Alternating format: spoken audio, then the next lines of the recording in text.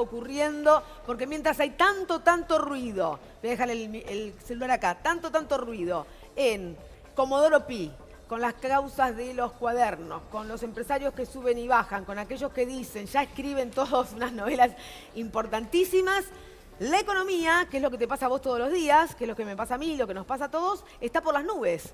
La inflación, el precio del dólar, el riesgo país, las inversiones que no vienen, el precio de los alimentos, ya vas a la segunda marca, a la tercera, sube el combustible, sube el transporte. Javier Milei, no vamos más. ¿Qué hacemos? Bueno, a los sub-30 yo les recomiendo que ahí salí, se llame Seiza. No, no digamos eso, que se vayan los pibes. Yo ya conozco a algunos chicos que están tomando ese camino. Pero otra vez, bueno, ¿otra vez nos vamos a ir del país? No, el país es inviable, digamos, tal como está. ¿El país es inviable? Es inviable, sí. Es inviable porque, dada la estructura que hoy tiene Argentina, por ejemplo, en términos impositivos, tenemos 97 impuestos, 69.000 regulaciones y es imposible ganar plata. Si vos no podés ganar plata, no invertís.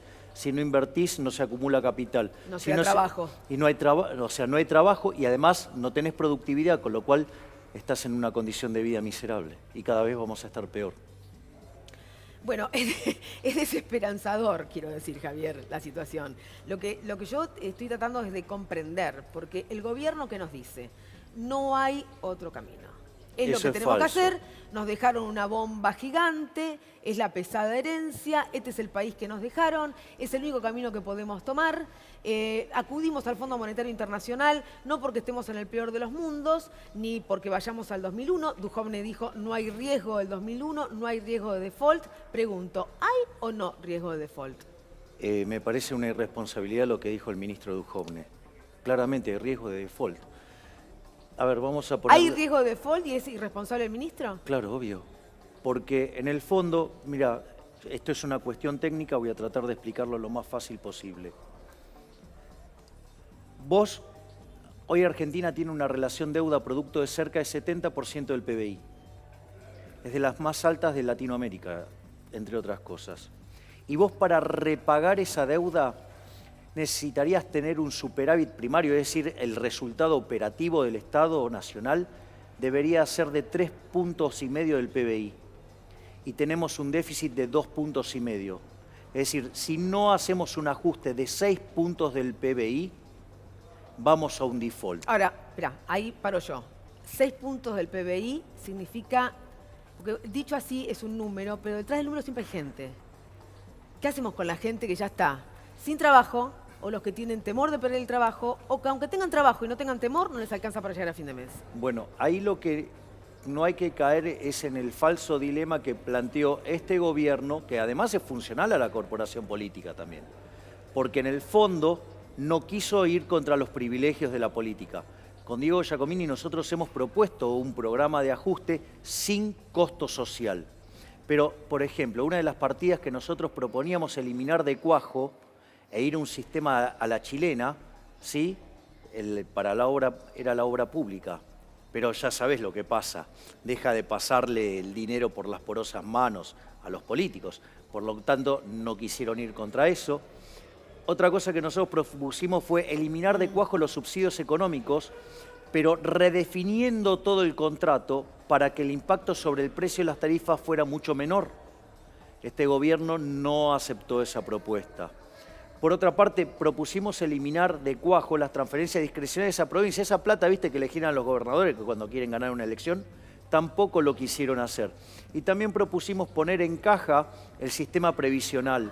Fíjate que en esa reforma, como no les tocaba el bolsillo a los políticos, sí le hicieron, pero cuando le tocaron los viajes, se saltaron como leche hervida. Pero en esa reforma, Javier, a los jubilados les va a tocar un 6,68 Está bien, pero, y un 7. Nosotros estamos hablando de una pero miseria. Rosario, lo que voy es lo siguiente. Lo que quiero dejar de manifiesto es la hipocresía de la corporación política. Porque cuando le tuvieron que tocar la plata a la gente, ahí no les molestó lo más mínimo. Y en realidad fue tremendo, porque vos el sistema previsional vos lo tenés que ordenar. Pero esa plata que vos vas a, digamos, a recalibrar, por decirlo de alguna manera, la tenías que devolver al sistema. ¿Y qué hizo el gobierno? La mayor parte, ¿sí?, se la dio a la gobernadora Vidal. O sea, ella que es tan comprometida socialmente, cuando para gastar la plata a ella no le importó meterle la mano en el bolsillo a los jubilados. Te cuento algo, porque con las medidas que se han tomado del Fondo Solidario, Sojero, y este 30% menos que le va a llegar a provincias y a municipios, ya hay varios intendentes que están por tomar la decisión de declarar la emergencia social. Y están muy, muy preocupados, porque si estos fondos no llegan, diciembre va a ser algo muy difícil de transitar para los argentinos. Y no porque haya una oposición que quiera generar problemas, sino porque estos datos o estas decisiones económicas pueden llevar a eso. Pero, Rosario, este gobierno es un gobierno de incompetentes. ¿No era el mejor equipo de los últimos 50 años? Y se fueron a la B, con el mejor equipo de los últimos 50 años. A ver, vamos a poner en perspectiva la situación. A ver, el déficit fiscal es un indicador que te muestra que podemos ir a una crisis. El Rodrigazo en el 75,14 puntos el PBI, la tablita cambiaria en el 82,11, la hiperinflación de Alfonsín con 8, la convertibilidad con 7. Hoy tenemos 10. Bueno. ¿Ok? Digo, eso te muestra que estamos al borde de un estallido. Que el default es altamente probable. No como dice el ministro. El ministro debería ser más serio y decir, hay un problema y nosotros lo vamos a arreglar, no negarlo. ¿Sí? Digo, es una irresponsabilidad. Pero al margen de esa situación, o sea, con lo cual si es el que comunica ya estamos jodidos, ¿sí? Y peor si, digamos, el que va a hablar a Wall Street es Quintana, o sea que es... Vos decís que es peor que vaya No, claro, Quintana. eso es peor, digamos, es una ofensa, porque encima es parte del equipo del mariscal de la derrota que fracasó con la estrategia gradualista. ¿Hablas Pero, de jefe de gabinete? Exactamente, ¿sí? El rey de los incompetentes. Pero al margen de eso, lo que a mí me parece es que, fíjate esto, cuando vos descomponés el déficit tiene 6 puntos de nación, 1 punto de provincia, medio punto de municipios, 2,5 puntos del Banco Central en la posición del EVAX. Si yo tengo que mirar un orden de magnitudes, ¿quién es el problema más grande? Es obvio que me dice así, acá hay un elefante en el bazar, se llama el déficit del Estado Nacional. ¿Cómo va a atacar sobre las provincias cuando la relación es 6-1? Aparte te cuento, las provincias, ¿sí?, se encargan de la salud, se encargan de la seguridad, se encargan de la educación. Así es. En cambio, Nación no hace nada. Entonces, Nación tiene un déficit colosal y sale a apretar a las provincias cuando la relación de déficit es 6-1. Déjame que escuchemos algún otro tramo más de lo que dijo el ministro de Hacienda, porque nombraste a los jubilados. Se me va a saltar La térmica. Se le va a saltar la térmica, anuncia Milei. Pero es que, bueno, así entendemos. ¿Tenemos lo de jubilados y Duhovne? Vamos a escuchar al ministro. Mucha gente sentada en sillas comentando la política económica nos pide que demos de baja las jubilaciones que fueron otorgadas por el régimen de moratoria. Vos sabés que durante el kirchnerismo, de 2 millones de jubilados, pasamos a 5,5 millones de jubilados, 3,5 millones entraron por moratorias, en muchos casos aportando un dinero que se licuó. Es decir, hoy tenemos 5,5 millones de jubilados, 3,5 millones de los cuales aportaron muy parcialmente a su jubilación. Ahí lo escuchaste al ministro. A ver, y ese... Habla de los que opinan, ¿no? Claro, a ver, lo que hay que hacer es desenmascarar a los mentirosos del gobierno. El gobierno recurrentemente suele presentar algo así como el falso dilema, o también lo que también se llama la falacia del hombre de paja. Es decir, yo agarro y tomo algo monstruoso y digo que lo decís vos, Rosario. Y entonces te ataco a vos diciendo, no, Rosario está diciendo que hay que ir a matar viejos. Y vos nunca dijiste eso. Pero yo lo digo y lo instalo. Entonces... Lo instalo y lo repito, mucha gente va a creer que lo dije. Claro, entonces la gente va a creer que vos has dicho eso cuando no lo has dicho. Y entonces cuando vos vas con tu propuesta, en lugar de estar explicando tu propuesta, tenés que explicar que no dijiste lo que dice que dijiste. O sea, lo cual es, digamos, es una trampa. Y esa trampa el gobierno la usa recurrentemente. En el caso, digamos, de Giacomini y mi caso, nosotros no solo criticamos al gobierno, sino que hacemos propuestas. Entonces lo primero que te dice, ustedes no hacen propuestas. Bueno, toma, acá están las propuestas. Pero no las leen. Claro, entonces dice, no, bueno, pero vos estás diciendo que querés matar jubilados, vos estás diciendo que querés echar empleados públicos. No. Vos fíjate que yo te acabo de describir nuestro programa fiscal y en ningún momento toqué una sola partida social. Es más, yo le voy a explicar a estas bestias que no entienden nada, porque dicen, no, vos sos liberal y vos no tenés contemplación social. Están equivocados. Hay un libro de Ayn Rand que se llama La virtud del egoísmo y tiene un capítulo que se llama La ética de la emergencia. La ética de la emergencia, o sea, digo, yo te lo puedo poner con un ejemplo. Por ejemplo, suponete que viene un hombre manejando, ¿sí? Tiene un accidente, se le está incendiando el auto y tiene a la familia dentro del auto. Entonces necesita un matafuego y no tiene. Entonces hay alguien ahí y le dice, ¿me das un matafuego? Le dice, no. Y se le está muriendo la familia, ¿qué va a hacer? Y lo va a tratar bastante mal al Y señor. si Se lo va a sacar. Le va a poner un cazote, le va a sacar el matafuego y va a apagar el incendio. Y después ve, digamos, cómo le repone el matafuego. Bueno, ahora estamos en un incendio nosotros. Definitivamente. Entonces, claro, vos no podés, La pregunta es, no podés Javier, hacer un ajuste es que con tirando los la gente a la calle. Los incendios de la Argentina, que hemos tenido varios incendios, Sí, claro, se obvio. salvan siempre los mismos. Y pagan y quedan chamuscados también siempre los mismos. Bueno, pero esta es la lógica del Titanic. En el Titanic, lo que tenían botes eran los que tenían guita. O sea, acá los que se salvan siempre son la corporación política. O sea, y paga siempre los platos rotos la gente. Mirá, por ejemplo, hay muchos economistas que están muy preocupados por el tema del déficit de cuenta corriente. Porque cada vez que vos tenés déficit de cuenta corriente, arriba de 4 puntos del PBI, digamos, tenés posibilidad de crisis. Y si encima tenés déficit fiscal, es más grande la chance de que tengas una crisis. Y si tenés un déficit fiscal como de Argentina, lo raro sería que no te pegues la piña. ¿Ok? Déficit de cuenta corriente de 5 Ahora, puntos ¿por qué del PBI. crees entonces que el ministro sale? Porque evidentemente si sale a hablar y elige dónde hablar, es porque hay cierto temor. Es decir, si dice no hay riesgo de default, es porque hay riesgo de default.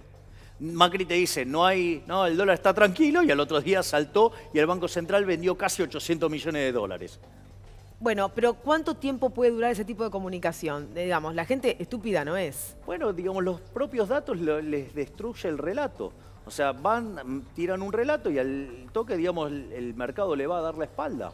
O sea, digamos, la gente mira los números. O sea, por más que pongan monigotes que salgan a decir lo que el gobierno quiere decir, ¿sí? Estén o no estén en la función pública, digo, la realidad va a aflorar. O sea, vos no vas a invertir en Argentina, o sea, salís de Argentina. ¿Dónde lo viste la desconfianza? En que se disparó el riesgo país, ¿sí? Entonces, ¿qué quiere decir el riesgo país? Es la sobretasa que vos pagás sobre un bono de Estados Unidos, que tiene que ver con la posibilidad de insolvencia. Y la verdad que cuando vos haces la cuenta no da. De hecho, se filtró una información del Fondo Monetario Internacional que dice, ustedes tendrían que tener un superávit primario de 3 puntos del PBI. Listo, digo, está claro, no dan los números, Rosario, no dan los números. Ahora, ¿crees que alcanza, hablamos del terreno de la comunicación, Duhovne hace eso, cuando quieren explicar que todo esto nos pasa por lo que se robaron todo, la pesada herencia, o se robaron todo? Ayer el ministro hizo un cálculo diciendo que esto de los cuadernos o de la obra pública o de los retornos o sus posibles retornos eran 35.000 millones de dólares que nos están faltando, diciendo, nosotros no podemos hacer nada. A ver, la verdad ¿Cuán cierto puede ser esto para la economía argentina? La verdad que a mí me parece que hacer si quiere hacer la verdad que hacer ese cálculo es de un chico de 14 años, o sea, con suerte. Digo, creo que un chico de 14 años no se pone a discutir chicanas de esas cosas.